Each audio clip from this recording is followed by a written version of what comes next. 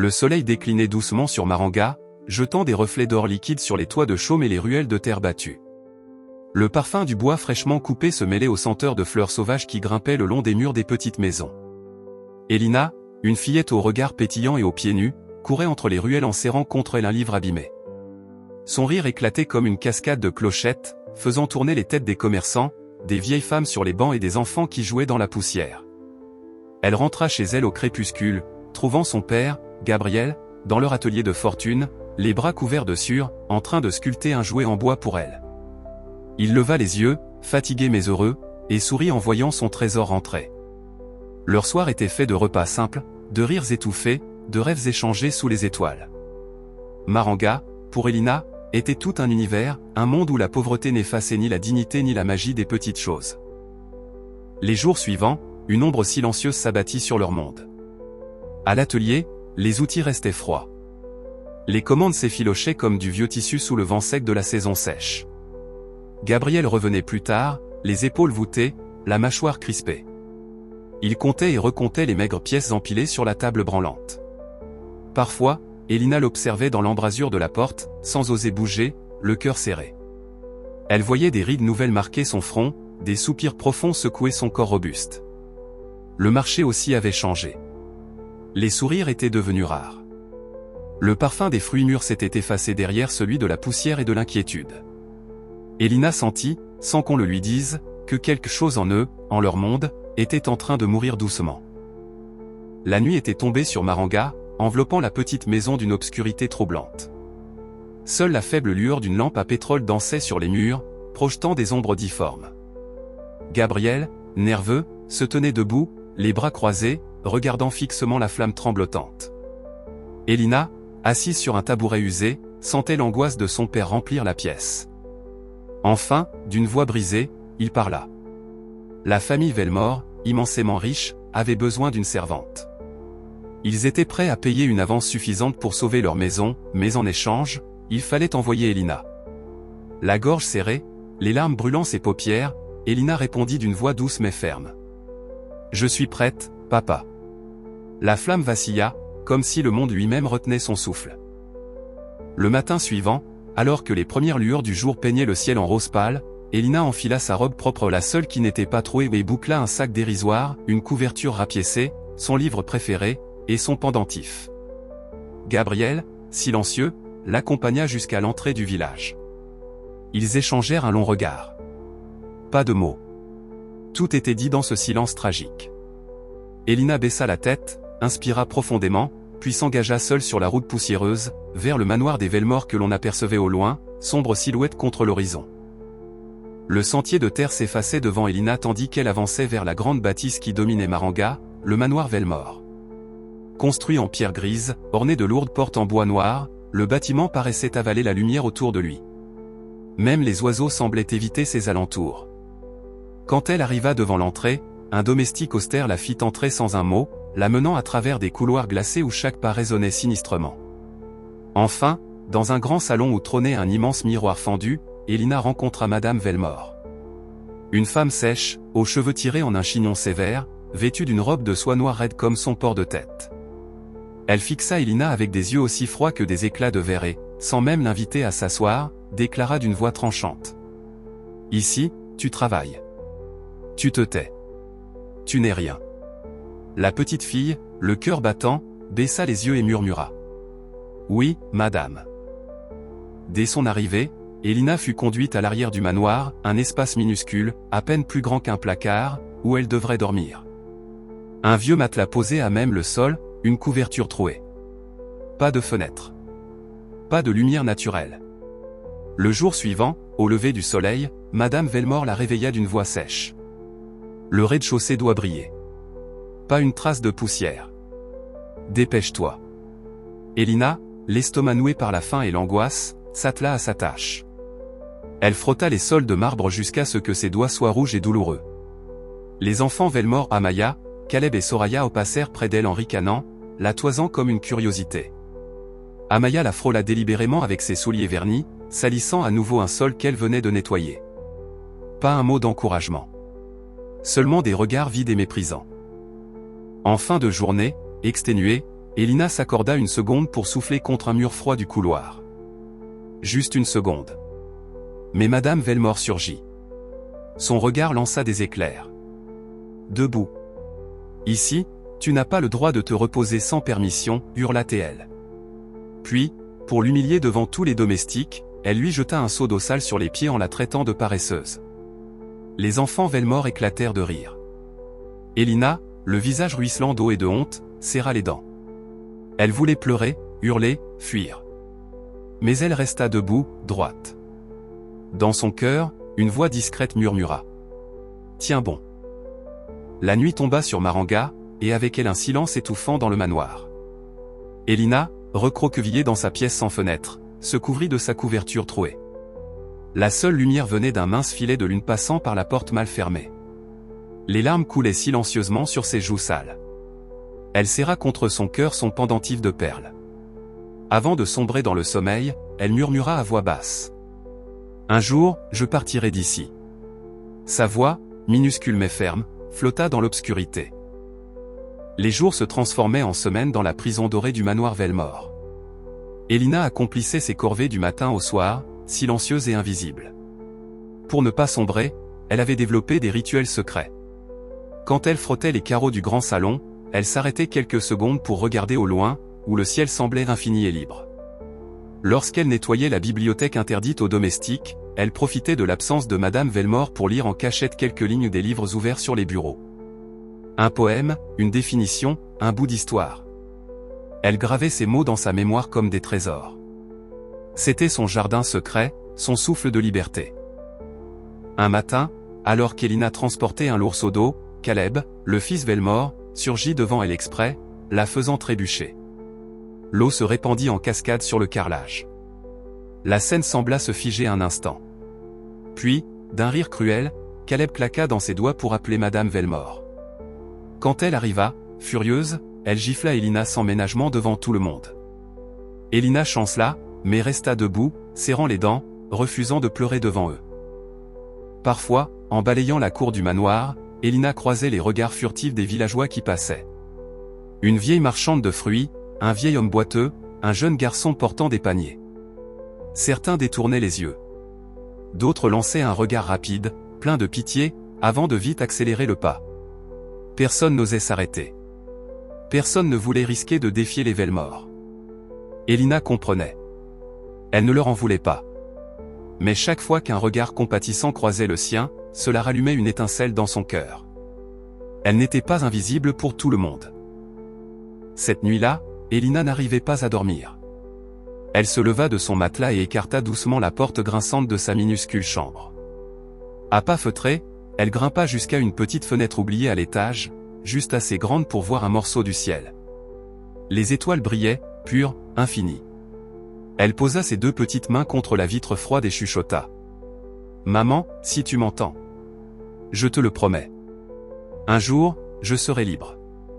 Et je rendrai fière chaque personne qui croit en moi. » Une étoile filante traversa le ciel. Elina sourit à travers ses larmes. Quelques jours plus tard, alors qu'Elina nettoyait la bibliothèque principale au lieu interdit sauf pour dépoussiérer, elle trouva un livre tombé derrière un fauteuil. La couverture en cuir était abîmée, les pages jaunies. Elle hésita, puis, le cœur battant, elle s'assit un instant à même le sol froid pour le lire. C'était un recueil d'histoires sur des femmes courageuses du monde entier. Des reines guerrières, des savantes oubliées, des écrivaines qui avaient changé des destins. Chaque mot semblait insuffler à Elina une force nouvelle, comme une voix venue du passé lui murmurant. « Tu n'es pas né pour être invisible. » Mais le bruit de pas dans le couloir la fit sursauter. Elle rangea précipitamment le livre à sa place, cachant son trésor dans sa mémoire. Lors d'un après-midi étouffant, Amaya, jalouse du calme d'Elina, décida de lui tendre un piège. Elle ordonna à Elina de nettoyer une pièce interdite aux domestiques, le bureau personnel de Monsieur Velmore, et y déversa discrètement une encre noire sur le tapis coûteux. Quand Madame Velmore découvrit la tâche, elle accusa Elina sans écouter ses explications. Folle de rage, Madame Velmore la saisit par le bras, la traîna devant les domestiques et déclara. « Qu'on sache qu'ici, on ne tolère pas l'incompétence. » Elina fut privée de repas pendant 2 jours. Dans l'obscurité de sa cellule, elle serra son pendentif contre son cœur vide et pleura en silence. Un soir, alors qu'Elina lavait discrètement des ustensiles dans la cuisine, un cri strident déchira le manoir. Monsieur Velmore, jusque-là distant et arrogant, venait de s'effondrer au beau milieu d'une discussion. Personne ne savait quoi faire. Les domestiques tournaient en rond, figés par la panique. Madame Velmore hurlait, Caleb pleurait, incapable d'appeler à l'aide. Elina, quant à elle, sentit son corps agir avant même que son esprit ne comprenne. Elle se rua vers Monsieur Velmore, s'agenouilla à ses côtés, cherchant désespérément un signe de vie. Son cœur battait à tout rompre. Tout autour, c'était le chaos. Mais Elina, guidée par les bribes de connaissances qu'elle avait glanées dans les leçons entendues en cachette, commença les compressions thoraciques. Ses bras frêles tremblaient, mais elle continuait. Elle comptait à haute voix, appelant les autres à faire quelque chose, à appeler un médecin. Personne ne réagissait. Alors elle cria plus fort, d'une voix sortie de ses entrailles. « Appelez des secours ! Vite !» Enfin, un domestique courut vers la ligne téléphonique. Pendant ce temps, Elina poursuivait la réanimation, ses genoux écorchés contre le sol, son esprit fixé sur une seule chose, ne pas laisser mourir cet homme. Quand les secours arrivèrent, le manoir Velmore était figé comme un mausolée. Seule Elina, épuisée mais obstinée, continuait les compressions sur la poitrine de Monsieur Velmore. Les ambulanciers la repoussèrent doucement pour prendre le relais. Ils utilisèrent un défibrillateur, administrèrent de l'oxygène. Dans un fracas de tension nerveuse, un faible battement cardiaque reparut sur les appareils. Un souffle de soulagement parcourut la pièce, même s'il fut noyé par les pleurs hystériques de Madame Velmore. Elina, à genoux sur le sol, regarda les médecins emporter Monsieur Velmore dans l'ambulance. Elle resta là, le regard perdu, tremblante, mais étrangement sereine. Elle avait fait tout ce qu'elle pouvait. Après le départ précipité de l'ambulance, un silence pesant tomba sur le manoir. Tous les regards se posèrent un instant sur Elina. Pas un merci. Pas un mot. Madame Velmore ordonna aux domestiques de tout nettoyer comme si rien ne s'était passé, avant de monter dans une voiture pour rejoindre son mari à l'hôpital. Elina, elle, resta seule dans la grande salle, au milieu des fauteuils renversés et des flaques d'eau. La nuit tomba doucement autour d'elle, couvrant le manoir d'un manteau de solitude glacée. Elina essuya son front d'un revers de main et se leva, plus forte qu'elle ne l'avait jamais été. Le lendemain, alors qu'Elina balayait mécaniquement la cour, une femme approcha discrètement. Nadira, infirmière à l'hôpital local, s'était rappelée du courage de la petite fille lors de la nuit précédente. Elle avait vu dans ses gestes précis et son regard déterminer quelque chose de rare. Elle s'agenouilla à côté d'Elina et lui parla doucement, pour ne pas attirer l'attention des autres. « C'est toi qui as sauvé Monsieur Velmore, n'est-ce pas ?»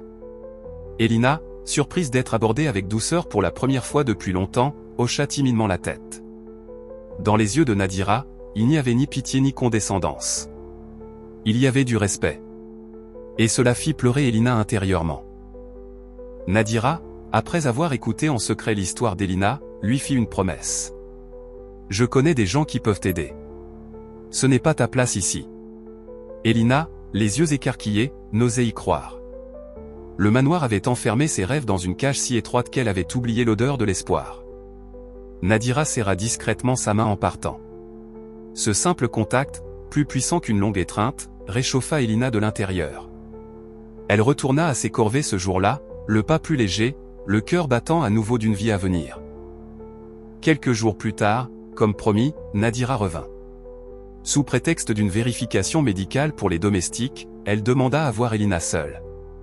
Dans un petit jardin à l'abri des regards, entre deux murets de pierre chaude, elles parlèrent. Nadira lui expliqua l'existence d'une association pour enfants défavorisés, elle pouvait l'aider à retourner à l'école, lui offrir un logement sûr, et surtout, une vie meilleure. Elina, les mains tremblantes, écoutait. Son cœur battait si fort qu'elle en avait mal aux côtes. Après tout ce temps à être invisible, une main tendue vers elle. C'était un miracle qu'elle n'osait pas encore saisir pleinement.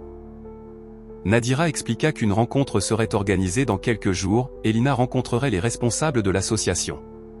Si elle acceptait, sa vie pourrait changer pour toujours. Elina écoutait, les mains serrées sur son tablier. Une part d'elle voulait crier de joie, une autre tremblait de peur, et si tout cela n'était qu'un rêve? Avant de partir, Nadira lui remit en cachette un petit carnet et un crayon. « Écris tes rêves. » Écris ce que tu veux devenir, lui chuchota TL. Ce soir-là, Elina, assise sur son matelas, alluma une minuscule bougie volée dans la cuisine et, pour la première fois depuis longtemps, écrivit. Je veux apprendre. Je veux devenir médecin. Le jour de la rencontre arriva. Sous prétexte d'une consultation médicale obligatoire, Madame Velmore accepta, agacée, de laisser Elina quitter brièvement la maison sous l'escorte de Nadira. Dans un bureau modeste en ville, Elina rencontra Madame Thalia, responsable de l'association. Thalia était une femme ronde au regard doux, vêtue d'une tunique blanche et d'un foulard jaune safran. Elle interrogea Elina doucement, ses rêves, son passé, ses envies. La voix d'Elina tremblait au début, puis, à mesure qu'elle parlait de ses rêves d'école, de savoir, de guérison, sa voix gagna en force. Elle ne mentait pas, son feu intérieur parlait pour elle. Thalia, émue, prit la main d'Elina et déclara. Nous allons t'aider. Le soir, de retour au manoir, Elina savait que quelque chose avait changé en elle. Même si elle devait encore cacher sa joie, son cœur battait au rythme d'un avenir qui l'appelait. Dans sa minuscule chambre, elle prépara son maigre baluchon en secret, le carnet, son vieux livre, son pendentif. Avant de s'endormir, elle s'agenouilla, leva les yeux vers le plafond fissuré et murmura. Merci, maman. Je vais y arriver. Au-dessus du manoir silencieux, les étoiles semblaient briller un peu plus fort cette nuit-là. Le matin tant attendu arriva. Elina, réveillée avant l'aube, s'habilla silencieusement, sa vieille robe propre, son sac serré contre son cœur. Nadira arriva discrètement, prétendant venir chercher Elina pour un contrôle médical de suivi. Madame Velmore, absorbée par ses propres soucis et toujours perturbée par l'absence prolongée de son mari hospitalisé, signa distraitement un papier sans même lever les yeux. Pas d'au revoir. Pas un mot. Elina, debout sur le seuil du manoir, inspira profondément une dernière fois l'air froid et sec du matin. Puis elle franchit la porte sans se retourner, ses pas légers mais sûrs sur la poussière. Elle ne savait pas exactement ce qui l'attendait. Mais elle savait une chose, elle ne reviendrait jamais. À pied, Nadira et Elina descendirent les collines de Maranga, laissant derrière elle le manoir Velmore, qui paraissait rapetisser à chaque pas. Elina marchait d'un pas rapide malgré la fatigue accumulée des mois passés. Son cœur battait au rythme d'une liberté toute neuve. Quand elles atteignirent le village, Elina leva les yeux et découvrit pour la première fois la ville basse, les maisons aux toits de tôle, les marchés colorés, les enfants qui riaient librement dans les ruelles. Tout semblait immense. Tout semblait possible. Elles arrivèrent devant un grand bâtiment simple aux murs blancs et aux toits de tôle rouge, le foyer Alima. Une directrice chaleureuse, Madame Yara, accueillit Elina avec un sourire si vaste qu'il sembla effacer toute la douleur des derniers mois. D'autres filles, âgées de 10 à 16 ans, accoururent en riant pour lui souhaiter la bienvenue. On lui remit un petit trousseau, une chemise propre, un uniforme scolaire, des sandales neuves. Des objets simples pour certains, mais pour Elina, c'était une armure d'or. Le soir même, elle dormit dans un vrai lit. Un matelas doux. Un drap frais. Elle pleura en silence, cette fois non de douleur, mais de gratitude. Quelques jours plus tard, vêtue de son nouvel uniforme bleu ciel et blanc, Elina franchit pour la première fois la grille de l'école libre de Maranga. Tout était nouveau. Les salles de classe pleines d'élèves bruyants, les cris de la cour de récréation, l'odeur des cahiers neufs et de la craie. Assise à son pupitre, un crayon neuf en main, Elina ouvrit son premier manuel scolaire avec des mains tremblantes d'émotion. Elle inspira profondément et sourit. Pour la première fois de sa vie, elle n'était pas un fantôme. Elle était une élève. Les années passèrent. Elina travailla dur, plus dur que quiconque autour d'elle. Chaque matin, elle arrivait en classe avant les autres. Chaque soir, elle partait la dernière, son sac alourdi de livres empruntés. Elle apprenait, grandissait, s'illuminait. Son regard autrefois rempli de douleur était maintenant brûlant d'une soif de savoir intarissable. Au foyer, elle aidait les plus jeunes à faire leurs devoirs. À l'école, ses professeurs chuchotaient entre eux sur cet élève exceptionnel venu de nulle part. Lors de la cérémonie de fin d'année, vêtue d'une robe simple en coton blanc, Elina monta sur scène pour recevoir le prix d'excellence académique. Les applaudissements résonnèrent comme une mer agitée. Elle tenait dans ses mains le fruit de toutes ses souffrances, de tous ses sacrifices. Dans la foule, Nadira et Madame Yara pleuraient de fierté. Elina serra son prix contre elle et, dans son cœur, murmura. « Maman, regarde-moi. J'y suis arrivée. » Des années plus tard, Elina ou désormais docteur Elina Mavrek travaillait dans une grande clinique de Maranga. Un matin, une vieille femme affaiblie fut admise en urgence. Quand Elina entra dans la chambre, son cœur manqua un battement. C'était Madame Velmore. Vieillie, fatiguée, brisée. Leurs regards se croisèrent. Un bref instant, le passé hurla dans le silence. Mais Elina resta calme. Professionnelle. Douce. Elle soigna Madame Velmore avec la même compassion qu'elle offrait à tous ses patients. À la fin de son traitement, Madame Velmore, les yeux pleins de larmes, murmura. « Je suis désolée. » Elina, avec un sourire lumineux, répondit. « Ce qui compte, c'est que vous allez mieux. » À ce moment-là, elle sut que sa véritable victoire n'était pas d'avoir réussi. C'était d'avoir gardé son cœur pur. L'histoire d'Elina nous rappelle que, même dans les ténèbres les plus épaisses, une étincelle de courage peut illuminer tout un chemin. Elle nous enseigne que la force ne vient pas de la colère, mais du pardon, de la résilience, et de la foi en un avenir meilleur. Comme Elina, chacun d'entre nous porte en soi la capacité de surmonter ses blessures pour devenir une lumière pour les autres. Si cette histoire a touché votre cœur, si elle vous a inspiré à croire, malgré tout, en vos rêves, alors je vous invite à rejoindre cette aventure humaine en vous abonnant à la chaîne.